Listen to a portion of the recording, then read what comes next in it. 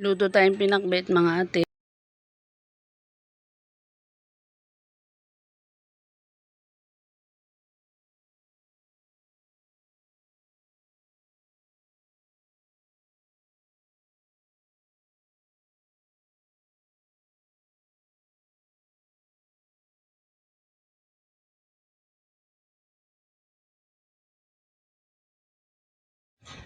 Bawang, luya, sibuyas.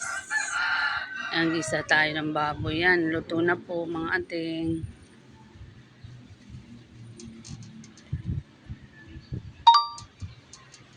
Ang sibuyas po, naglagay na po tayong sibuyas. Sunod na po natin ang bawang, tsaka luya.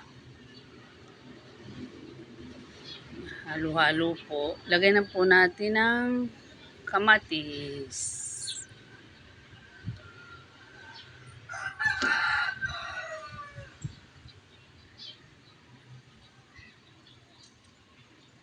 Yan. Halo lang po hanggang sa maluto yung kamatis. Maglagay na po tayo ng bagong isda. Tansya-tansya lang po kung hindi kayo maalat magtimpla. Tabangan nyo po. Maglalagay po tayong tubig.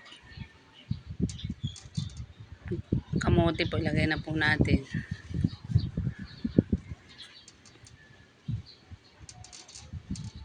Lagyan na po natin ng tubig yan. Isang baso lang po.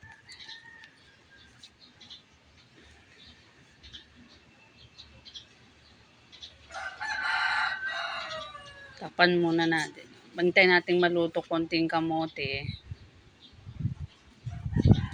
Ilagay na po natin maya-maya yung lagay na po ng cubes.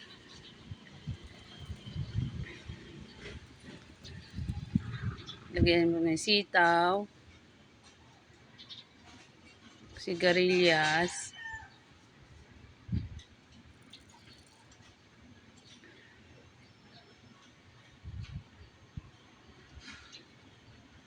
talong, lagay po natin talong,